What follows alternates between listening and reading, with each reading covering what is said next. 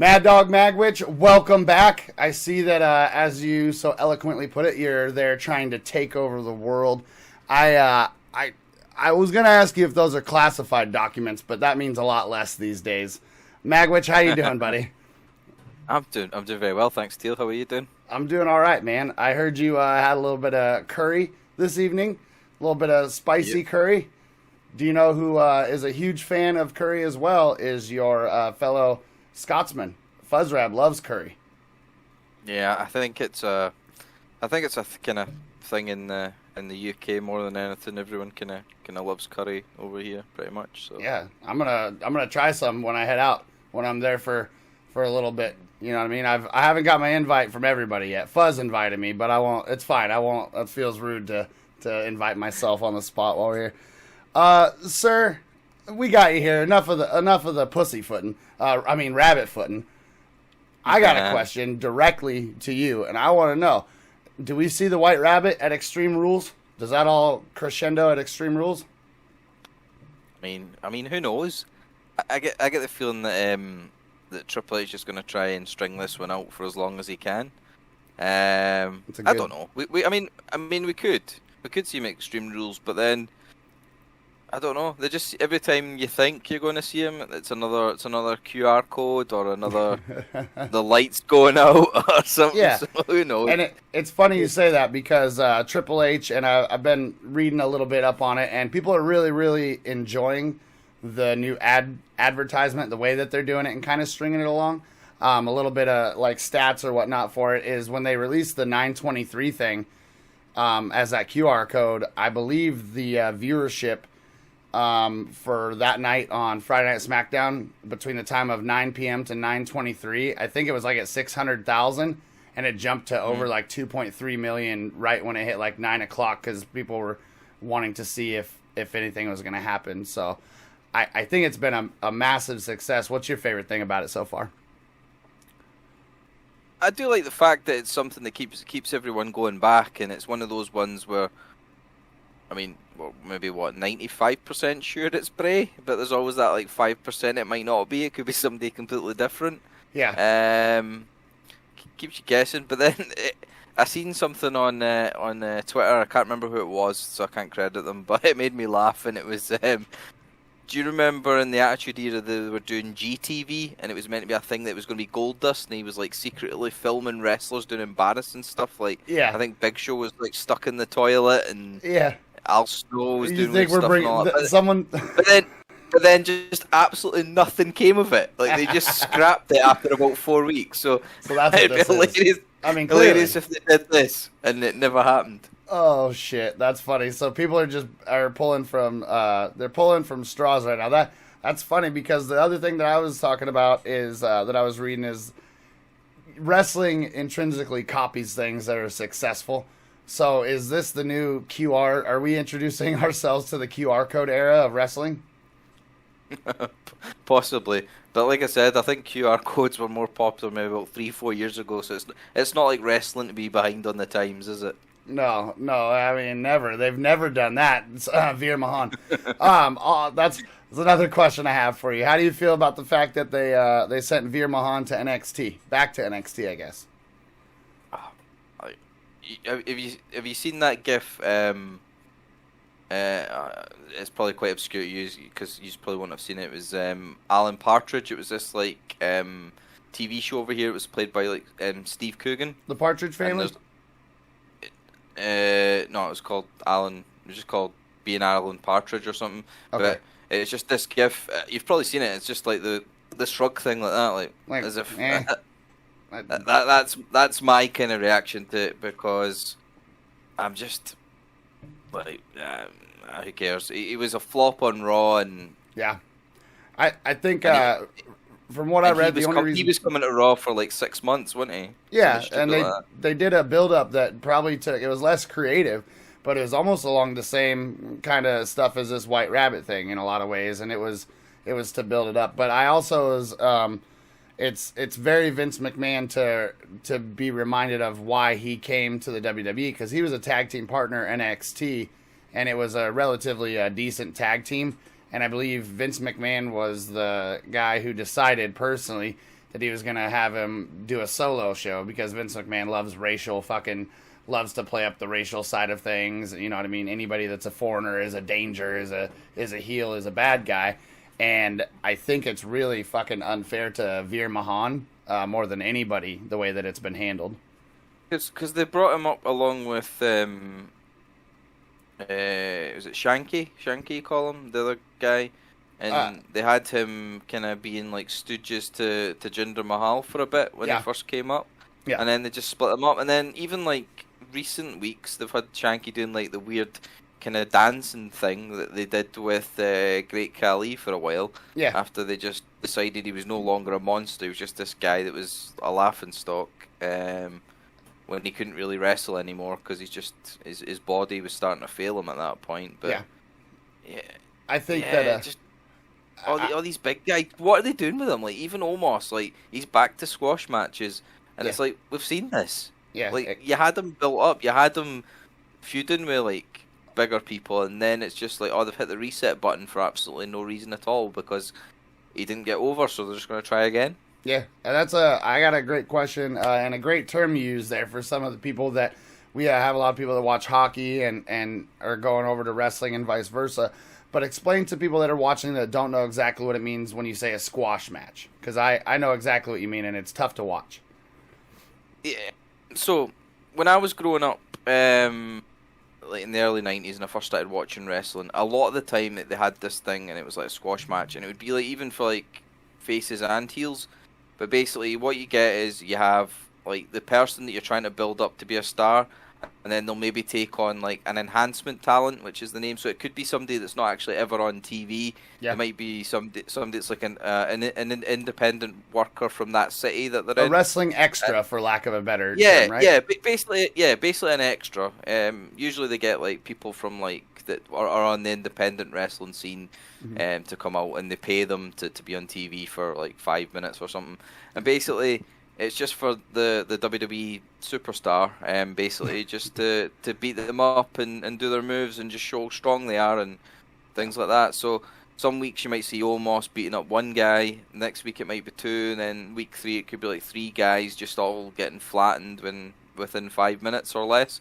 But when I was growing up in the first watching wrestling in the 90s, they used to do it a lot, and it would be even like Razor Ramon would beat up like somebody in a couple of minutes, but then the two main guys they were feuding with would never really face off until like a big show, so it was like it was just promos and it got you excited. But now it's people face off against you like 3-4 times on Raw and SmackDown before they face each other on the pay-per-view. Yeah, and the squash match, like you said, I think you made it a very good point. What they do is they keep the two toughest guys on the playground away from each other until there's a big crescendo kind of match, and that's what they used to use squash matches for. I just I'm surprised that in 2022, especially with the litany of talent that's maybe not getting much attention, I'm surprised that we're still having squash matches in WWE. And the reason I say that is because I feel like you can't be so afraid to like let somebody take an L that it ruins their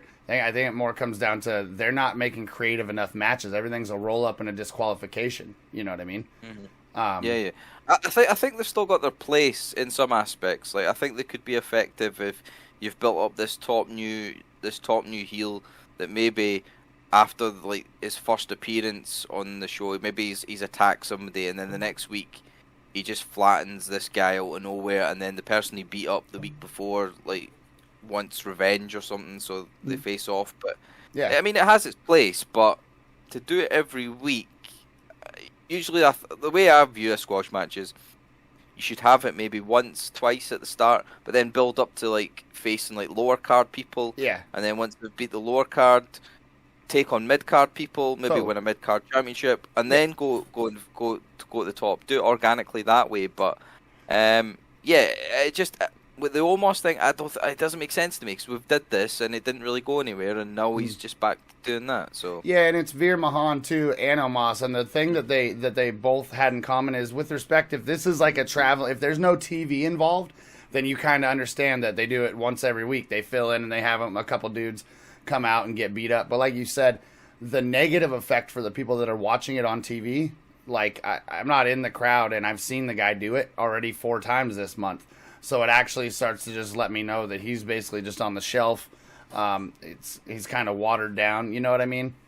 So I don't like the squash matches. I understand. I'm with you. If a guy does 1 or 2 squash matches, cool, because you're like, hey, look how vicious he is in the hallway where he jumps this guy. That displays something. Look how good he is talking shit about what he did. Now look at him beat one guy up. But to have a dude come out and beat up some dudes that are in fucking windbreakers and visors every week, it's fucking atrocious. I think it's watering them down, both of them.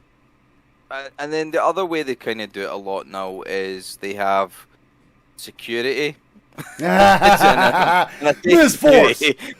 Yes, like Miss Force. Exactly. I don't know what Miz was paying those guys. Yeah. But they were absolutely hopeless. Yeah. Like, on purpose, right? I don't know. Yeah, that was oh shit. When you saw those dudes, I hate to. You never judge a book by a color or a cover. I'm sorry, unless it's in that scenario in wrestling, right? They're sitting there, and they got everybody lined up, and I was like, these dudes wouldn't be able to stop a goddamn like Girl Scout cookie breakout. So that's a kind of another way, I guess, at times that they use kind of. Enhancement talent or whatever, they use them as like security or fake police officers or whatever, just to get beaten up. Yeah. But yeah, that's I think that's starting to become a bit overused again, because I've seen it in AEW recently quite a bit, and I've seen it in Wardlow, right? They did a lot of that with Wardlow. Yeah. Weird off the cuff question. That's just an interesting pop culture, I guess, kind of question. What do you think about MJF and Liv Morgan? He tweeted a picture the other day, and it was just he and her. It doesn't say what aspect they're hanging out in. They're just possibly friends or whatnot, but it's MJF and Liv Morgan, and the picture says, watch me, which is obviously Liv Morgan's tag. But do you think that means like he might be headed to WWE sooner than later? I don't know, because I think he's got...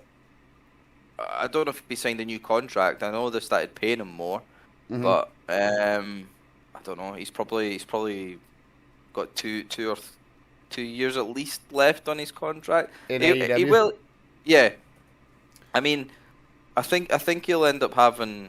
He's got their version of Money in the Bank. That the big bargaining chip thing. So he can do whatever he wants with it. I honestly, I don't watch as much AEW as I should, and I get a lot of my information from you. The last time Mrs. Teal and I saw him, it was in the ring when he had his real/fake promo.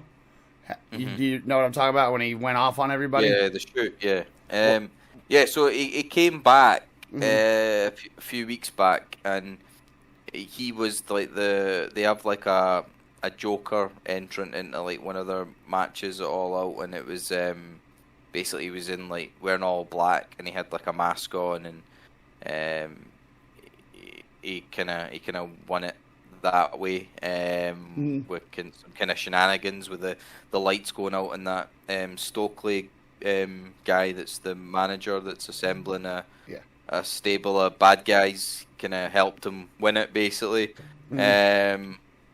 So he's back, and he's obviously going to cash in, but I think it's overdue that he has a world title run. I think he needs to win it from either Mox or Hangman. But then I think maybe MJF should win it directly from Mox, because I know Mox is wanting some time off soon.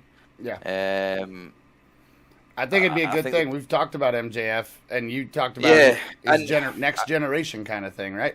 Yeah, and some people are saying that Hangman will be the one to take it off Mox, and then MJF will cash in straight away, sort of thing. But they've played too much hot potato with that title recently. Just have somebody win it, and then hold on to it for a while, for at least a couple of months, and kind of make it feel a bit prestigious again, because they've done interim champions because of Punk's injuries, and then obviously everything that's happened with that fallout backstage and the crazy shit, right? Yeah.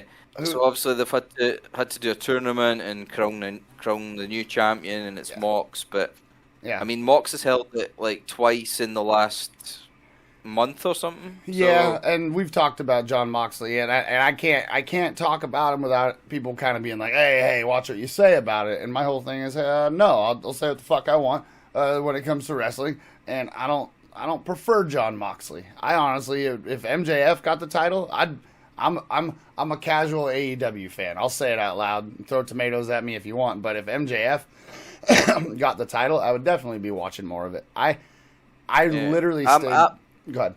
I'm a big fan of heels being the champion. Yeah. For the simple fact is, I think they make better champions. I think when you get the face, you want the face chasing the heel the whole time and getting just that bit closer to getting the title, but they get screwed out of it or something happens. And they're just always a whisker away. And then when they eventually get it, it means more. Because I think so many times when a face gets the title, the chase was the most exciting part of it. And then as soon as they're holding the title, there's no second chapter, basically.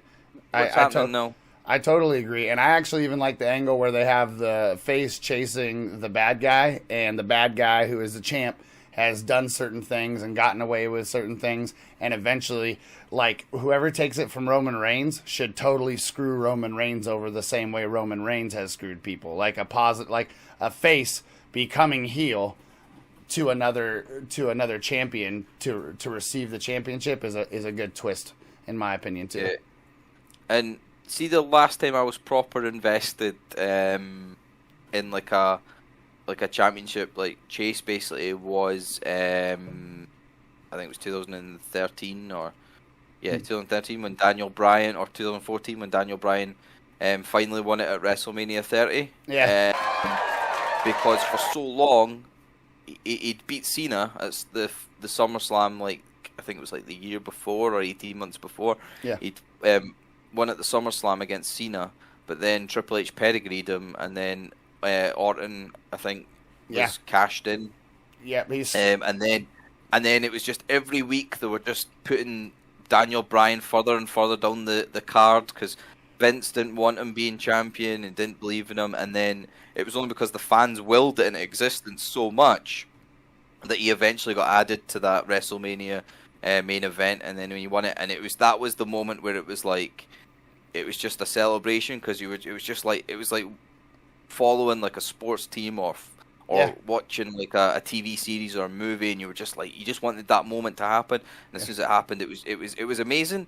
But then again, because of injuries and stuff, and then Bryan's first feud I think was against Kane, and then Kane injured him, and then it just kind of fell flat. But see that period up until the WrestleMania, that was amazing. You just every week you were tuning in, and you were getting more and more pissed off because the Authority were just screwing over Daniel Bryan, and he was a positive dude, and he was trying to he was a good guy for sure. Yeah. I didn't even watch a lot of that era, but I knew, and I appreciated and liked a lot of the Daniel Bryan angle too.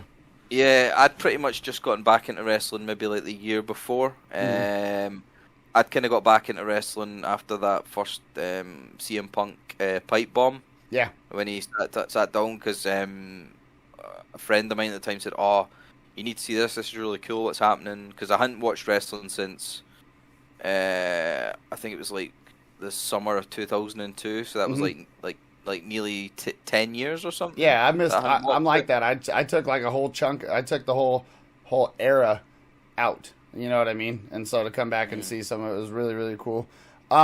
Speaking of people being gone, what do you think of the fact that it's starting to become a little more feasible that Randy Orton might retire?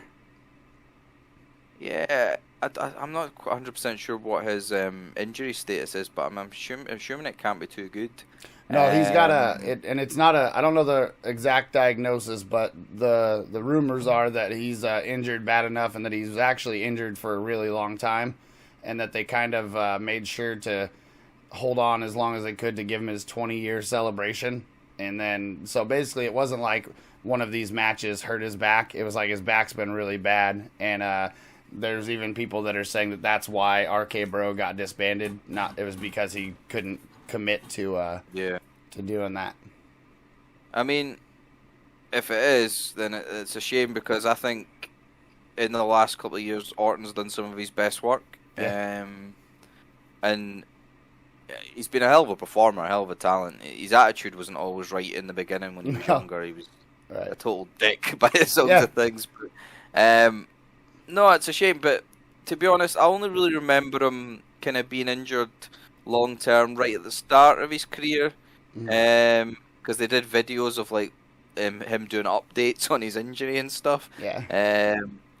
When he had like kind of his hair was growing quite a bit longer back then and stuff. But yeah, it's a shame. But I mean, he's had a hell of a run. He's had what, like 13 or 14 world titles, I think. Yeah, so, I actually thought that they were building him up enough. It's weird because Cody Rhodes got injured too, and he got injured, and that's like two dudes that were there kind of leaning towards going after Roman Reigns at least. And so I thought that Randy, because of all the matches and everybody kind of getting back into the Viper addiction that was going on, I thought he would be going after Roman.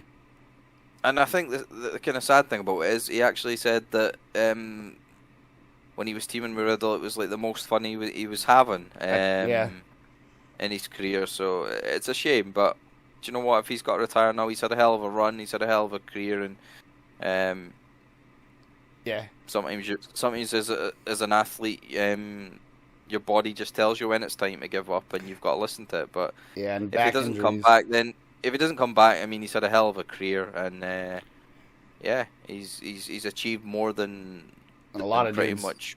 Yeah, will ever achieve. So he could become like Billy Gunn on the Ass Boys. He could just become a manager or something, bro. It'd be badass. He could even, you know what? He would fit in with Billy Gunn and the Ass Boys, bro. He's in shape. He's fucking, you know what I mean? Just come rolling out. I think he would maybe come back for like the odd kind of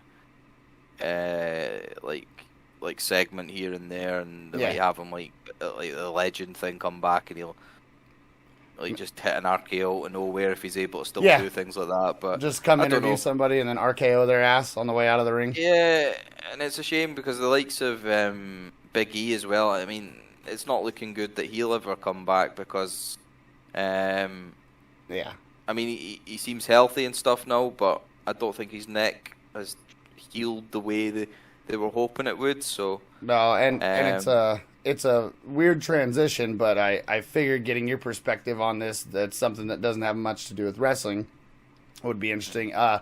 Recently in American football, by recently I mean in the last 30 years, concussions have been a terrible, terrible problem.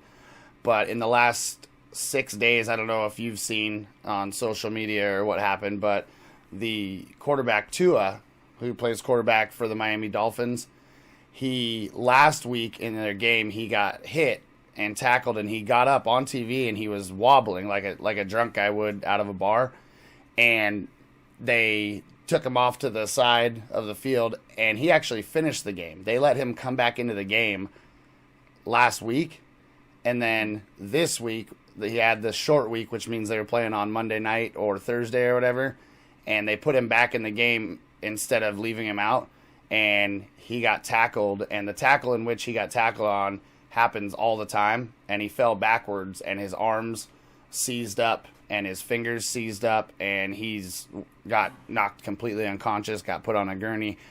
So I'm asking you, as a person who is someone outside of America, I've been saying to a lot of people that American football is becoming like a cult. It's becoming essentially like where it's money over everything.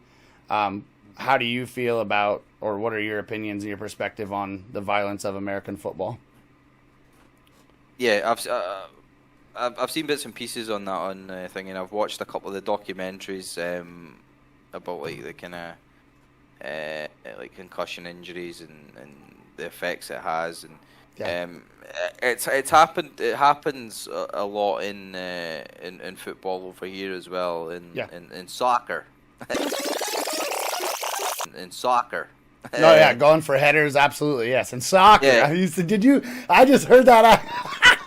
That was fucking great. You just gave me an American voice. I love you for that. Oh, that was soccer. Go ahead. No, it happens a lot here, and as someone that's my background is I'm a registered nurse. So like my background, it freaks me the hell out whenever somebody gets a head injury and they let them play on, and it happened to you. I mean, there was a famous image here from like the 80s or the 90s, and it was Terry Butcher. He was playing for England, and he busted his head open, and all they did was they just bandaged him up, right? Just bandaged him up, and he was running around fucking header and everything, and it was like, oh, what a warrior, what a legend, right? That's so stupid. And even like recently, a year back or something, he said, yeah, that was stupid that I done that. Like looking back on everything we know now, but obviously back then it wasn't really thingied. But even like a couple of weeks back, I support Celtic, and Joe Hart, our goalkeeper, took a nasty blow to the head, and he was busted open. He needs stitches. They did it, and he played the rest of the match, right? And I was like, no, right, come on, there needs to be a thing inserted in the game. Yeah, I think in sports that, because in football, it used to just be you had 3 substitutions a match. It's went up to 5 now. That changed during like COVID and stuff. Yeah, but I think there should be one that it's like a concussion substitution, so it's an extra one, in case. So that so managers don't have to worry about, I don't want to sub them off. Do you know what I mean? And that's a great point that we're seeing in both the sports is the pressure, the elicited pressure is not fair. And honestly, when I went to the military, I was a 91 whiskey combat medic, and I'm with you on that. The part of the reason I got into the medical field is I played high school football, and I didn't believe. Like, I grew up, like, getting concussions and not knowing I got concussions. I got in fist fights. I got beat up. I got, like, things that are ugly stories for another time. But the point is that through football, I started realizing how many, like, mini collisions and mini concussions, like, you actually get. And it's the part that's really sad is I only played high school football. And I remember, like, yesterday, if it was a dude that was a starter and he got injured, it was kind of a, hey, you're seeing a little better today. It was like coercing and leading dudes, like, hey, you're feeling a little better today. It wasn't, how are you feeling? And it's gross. It's scary. It's scary because I think anyone that has a head injury, no matter how good a like star player or whatever they are, take them off. Yeah. Because at the end of the day, you could kill the guy. Yeah. Do you know what I mean? Yeah. Or you could paralyze him, or he could end up like with permanent brain damage. If somebody has a head injury, take them off straight away. Don't risk it. Get them checked out. Let them rest. And if they're okay for the next game in a couple of days or next week, that's fine. But if they've had a head injury, take them off. Yeah, and it's extremely important that we also, it's not lost on me that we're talking about football/soccer, and then we're also talking about American football. And now, the reason I asked you that question and what you said about the goalie being hurt and everything, and it was surprised that he got to stay in, I totally agree with that. In America, a lot of Americans, in my opinion, would say it's okay, a goalie got his head buzzed, but they're not tackling every down, so he'll be fine if he goes back in the game. But what that's not giving a respect to is when you have a concussion, taking steps, literally picking your feet up and setting them down, rattles and hurts your brain again. It, like, when I had concussions in football, the first 3 days you feel like you're absolutely sick and like you're like flu-like symptoms, terrible. But the scary part that people don't talk about is the very next day there's almost this honeymoon phase because you get kind of your things that you lost back, and it's always important for the people around you to be like, dude, you got that back today, but you are in no way back to 100%. You need time to let that be back like that, because the second you go jogging and working out or doing a heavy physical thing right after you got back from that, nobody has to even touch you, bro. You could just burn too much like energy and you'll feel sick and disoriented again. So to think, like you said, to go into soccer is one thing. To think that they're putting money in front of putting these dudes that are in football, like American football, it's not even a tackling sport. It's a collision sport because the guy in front of you hits you, and so do 3 other guys from all different directions.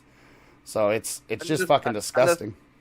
And the thing is, I've seen like some people go, "Oh, they wear helmets and that." Yeah, that's worse because it's more pressure on your head. Yes, like the swelling on your head's got nowhere to go in those helmets. Yeah, you're 100% right. That's why they end up cutting them out of their helmets. The other thing too that people don't talk about in American football, and this is why I say it's becoming like a cult, is when you have little 8-year-old kids playing pee-wee football. Guess what? They don't make the helmets lighter, and if they did, they wouldn't do their point. So you have kids that are running around, and at first their helmet is so heavy compared to their body that they learn how to hit by lowering their head into people instead of running their chest and their shoulders into people.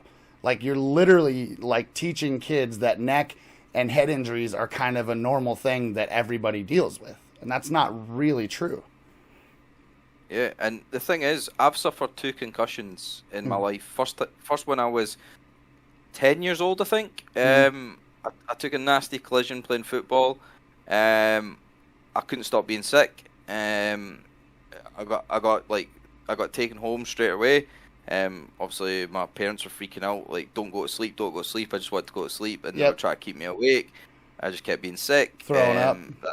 That was horrible. That's all I really remember of that one.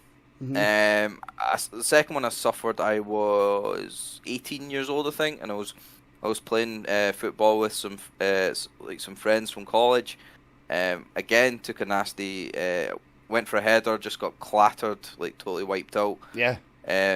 I couldn't see out my right eye. The vision in my right eye went completely. It just went blurred. Yep. Again, just felt disorientated, felt sick. I was actually scared I was going to go blind. And I don't think my vision came back for at least 2 days. Yeah. In that eye, and I thought, I'm going blind. I'm going blind in this eye. Yeah. And again, I was getting like severe migraines and everything after it. So I know firsthand that concussions are not a joke. So to force athletes to continue on is crazy. Yeah, and honestly, I'm with you on that. Like, and I think just telling our concussion stories will help some people. The weirdest thing about it, because you talked about your concussions and they were both sports related. The thing that my life that I got to talk more about is I've had concussions that started like when I was probably in 2nd grade. I got my first concussion. I was swinging on like the monkey bars, and I did this thing where you're supposed to let go, and basically the next thing I remember, I woke up in the hospital because I let go too late and I landed on my neck and my head. And so that was one where, like, as a kid, I'm kind of like, I don't really remember it. I felt really sick. I felt bad. The ambulance took me to the hospital, everything. Me and my brothers, we grew up in a very, very, like, violent environment that wasn't watched over that well. And I haven't told a lot of people this story, but it's when I was about 13, I was starting to play football, and I was starting to be independent from, like, my own family in the sense that, like, you know, some people play football. Not everybody in the family plays football. And I was a sports guy. My oldest brother didn't really like that. He was kind of the guy that got a lot of attention before I started playing sports. And so one time I was laying on our living room floor. Dad wasn't home. He was at work. Nobody was home. And I'm laying on our living room floor. And a lot of times as a kid, if you remember when you're a kid, you lay your chin flat on the floor and lay on your stomach to watch, like, whatever TV's there. And my brother, who has his own problems, the story's not about him, it's about concussions. But he he didn't like that, so he jumped off the back of our couch, and he yelled my name, and the last thing I remember is I kind of turned, and I caught the logo of his Globe skate shoes as he stomped on my head. He jumped off the couch and stomped on my head. The next thing I remembered was I was laying in a bed, and he had tied my wrists with belts to the bed so that I wouldn't turn over and throw up or eat my own throw up, or I don't know what it was. But I was basically throwing up all over myself. He told me not to tell my dad. There's a bunch of shit. So that was a crazy, crazy concussion. That was like a violent concussion. But the reason I say that is I got bigger and he couldn't really fight me. And I had concussions between that time, and I had some in sports. But the accumulative concussions, one time I was playing basketball with a group of people. And this is when I was like 16. And this is the one that really made me aware of how volatile our brains can be. We were playing basketball and kids were throwing around a volleyball, just a really, really lightweight volleyball, almost like $1 one that you'd buy from the store and throw away after a week, because I can't stress how lightweight it was. And somebody threw it, and it hit me right in the back of my head, but like above my neck, right where the brainstem is. And I remember like walking away and laughing for like 30 seconds, be like, oh, that's hilarious, like, because we were all joking. And then it just fucking hit me like it had before, those same feelings of feeling just immediately like sick to my stomach. The lights in there, I couldn't fucking open my eyes. I was throwing up everywhere. I had to be put, like, from 16 to, like, 20, there was, like, I'd go to jobs and stuff, and they couldn't figure out how to, like, stop it. So I had to literally go to the hospital and just put on a morphine drip, and they'd put me to sleep until I'd wake up, and then they'd ask me if it'd gone away. You know what I mean? And these are things that they continue to kind of be like, oh, I wonder where this came from. But these are concussions that a lot of people are afraid to look into, not just because of the physical nature of them, but because a lot of those later were in football too. Like after all that happened, I'd be playing football, and if I got my bell rung, I'm starting quarterback and starting middle linebacker. So the coach wouldn't come over to me and be like, you sit out for the rest of the game. He'd be like, hey, you feel good enough to go back in?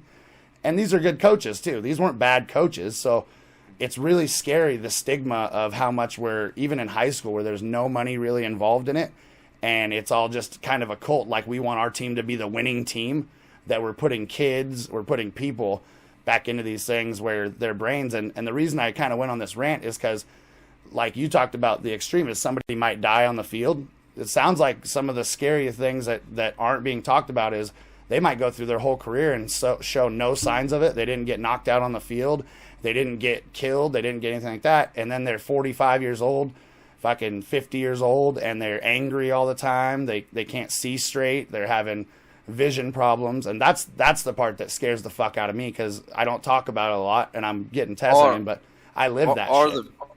Or they've ended up with early onset dementia at the age of 45 or something. Do you know 100%. They're suicidal, or one of my biggest problems is a lot of my depression. I don't know how much of my depression is really like just from brain fog a lot of times. There's times where I'm like, I put something here, and I'm 36 years old. I shouldn't forget like 10 minutes later. And the easiest thing is people are like, well, you smoke a lot of weed.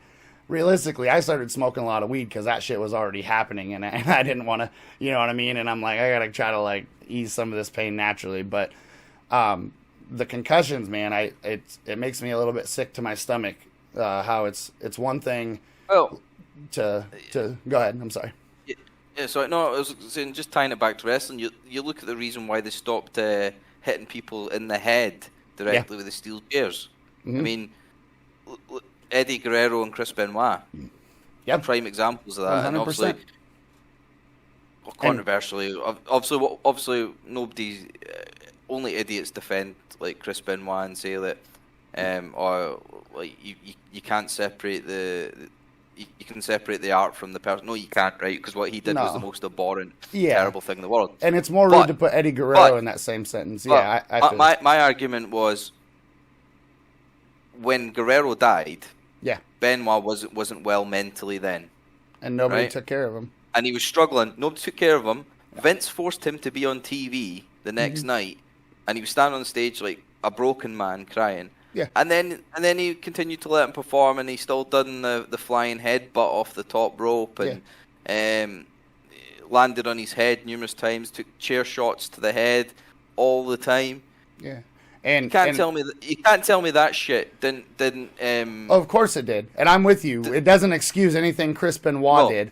But it absolutely doesn't mean that it didn't happen. And we live in a really scary world where things have to be mutually exclusive. There's nothing wrong with you saying Chris Benoit needed help before that happened. Because if you are a person who cares that he murdered his family, you would care that maybe if he had got that help, that wouldn't have happened. It's possible. Exactly. That's a fair point that people don't want to talk about. You know what I mean? Yeah, and Paul Heyman made a good point, a thing a few years back when some idiot was heckling on stage. He went, 3 people died that day, 2 didn't have a choice.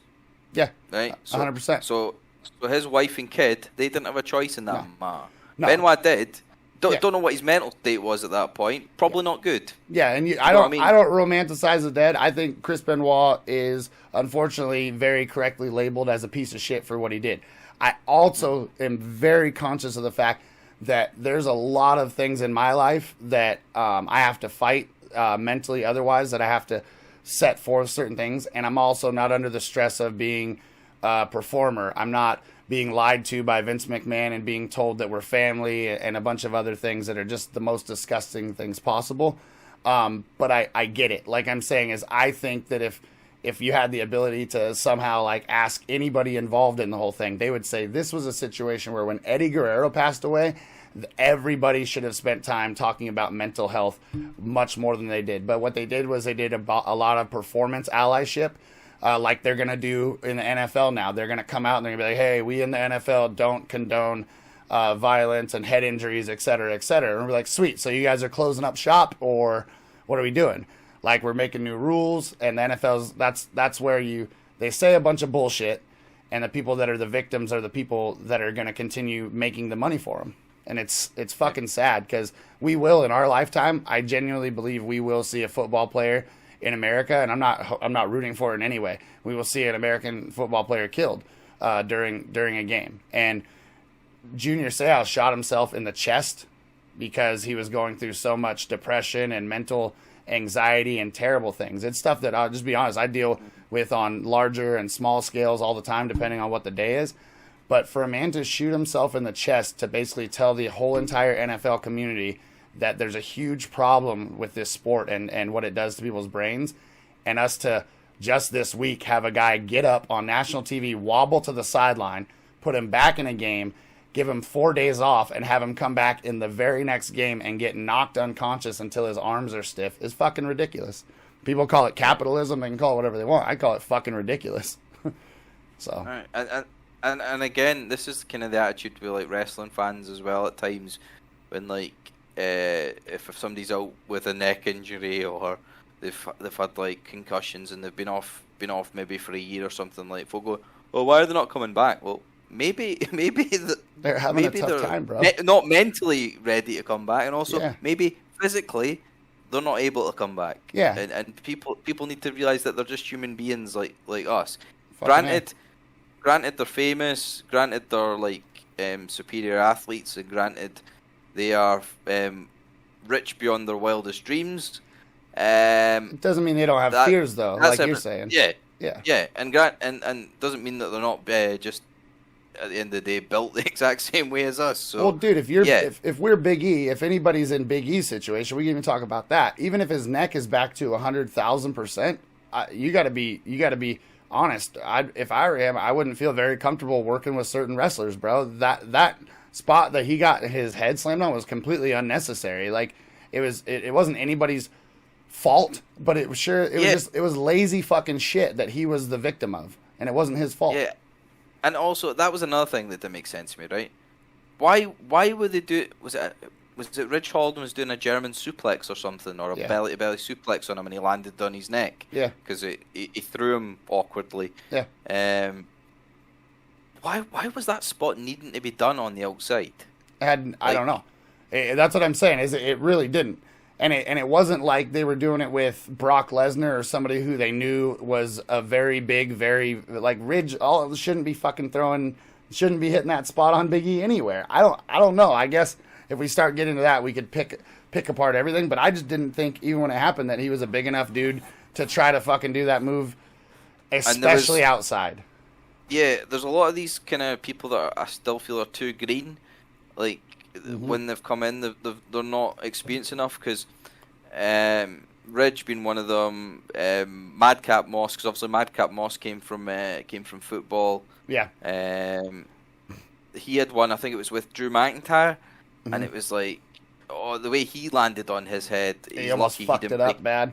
I know the one you're talking about. No. I remember the one you're talking about, where Madcap Moss landed right on his own head. He fucking yeah. And he sold it, and he didn't do a good ricochet like RKO. He like fucking really landed on his head. Yeah. All right. He's lucky he didn't break his neck there and then. Yeah. So yeah, like there's a lot of these people that are landing awkwardly, but then in the same aspect, you've got people like Baron Corbin, who came from football. But the reason he's always booked in the position that he is because he's viewed as a safe worker, not just for himself, but for his opponents. Yep. And it's the same. It's the same with the Miz. Yes. People shit on the Miz, right? But the Miz made an excellent point when he was cutting a promo on Daniel Bryan. The difference between Miz and Daniel Bryan is Miz can do it every single night of the week because he's safe. Daniel Bryan can't say that because look at the injury record he's had, and like he was nearly retired for good because of his neck. Yeah. So, and it's funny too, because you think about like Happy Corbin and you think about Miz, and there's a lot of different things people could say, like the End of Days and the skull crushing finale aren't like this. I think they're both legitimate moves. They protected End of Days for a really long time. That was a really smart thing for them to do. But my point being is that who the fuck cares? Like you're saying, if a dude has a really cool finisher, if I see it once every 6 to 8 months, I don't give a shit. I'd rather have a guy that's out there, like you said, that's able to wrestle as much as the Miz is and put people over or beat people, be a gatekeeper or basically accentuate their careers. Yeah, for sure. And going back to Orton as well, I seen this like YouTube video a while back, and it was like top 10 times that wrestlers have protected other wrestlers from serious injury. Yeah. And like just the awareness that Orton had at times, where like I think he was feuding with Jinder Mahal, and Jinder was about to drop Orton on like the title belt, like by accident, like, and obviously it would have yeah, the edge of where the belt was in the ring and stuff. And Orton just had the wherewithal just to like kick it away without it being obvious. And then there was another time where he helped somebody like readjust their footing so that they didn't like injure themselves when they were trying to do a move to him. Because that's really what they're doing, is they're working together. And that's the thing as well. So like, yeah, so obviously anyone can suffer a concussion at any time, especially like in wrestling or in like American football. But yeah, things need to be put in place that when they do suffer them, you just stop whatever they were doing there and then and just call an end to it. And you've just got to explain, like, this person might have a bad concussion. We need to get them checked out straight away. Yeah, and that's where I'll make this point, and it'll be a nice cliffhanger for the next time we talk as well. But that's kind of why I brought it up, because in America, when the Junior Seau thing, when he killed himself, and then in hockey they now have spotters in the arena for both, but the problem is conflict of interest. So basically, in hockey, if there's the spotter watches on TV and in the arena, and if he sees somebody get hit or anything where he thinks that person needs to get checked out, they call down to the bench and they take that person to the dark room. The problem is in all of these sports in America and in Canada, as far as hockey and football directly, what happens is if it's a guy that's a lower tier player, then you'll see them take the rest of the night off just to kind of like aid and hope that they're okay, which is completely, neither one is okay, but it seems ass backwards. And then you'll see the guy who took a clear fucking elbow to the head in hockey and is rocked and is wobbly, and he'll go to the dark room, but he's like a first line center, and he'll come back out for the next period to play. And so the sad thing, what I'm trying to get at, is they've actually put people in place. The problem is that the people that are in place are so enveloped in the cult-like phenomenon of American sports that you even have it to where doctors for neuro, like if somebody gets injured, the guy who got injured for Miami, he's not allowed to he wasn't allowed to just go get okayed by a team doctor or an NFL doctor. He had to go to an independent doctor. The problem is my argument is there's no such thing as an independent doctor when the NFL has the power and the money and everything that it does. Could you imagine if they come to you and it's like the best player on Celtic? And I know that what you would do, but imagine the pressures of if they came to you and they're like, hey, he's been injured. It's for the biggest game of the fucking year. All you got to do is sign off that he's okay and we'll take it from here. It's a thing that doctors should do the right thing, but it's really weird how much the pull and the phenomenon. And don't get me wrong, as a fan, when you see like one of your better players in your team's injured, you go, oh, for God's sake, do you know what I mean? You're like, oh, not again. And then if you've got like 2, 3, 4, 5 of your best players all injured at the same time, just like, oh, do you know what I mean? Bummer, so yeah, I can get the pressure when another player goes down injured, and you're like, and especially if it's like a head knock, you're like, oh, are they okay? Let them play on, sort of thing. But yeah, and my viewpoint is no, take them off, introduce an extra substitution, whatever they need to do, call it the concussion sub or whatever, or the head knock sub.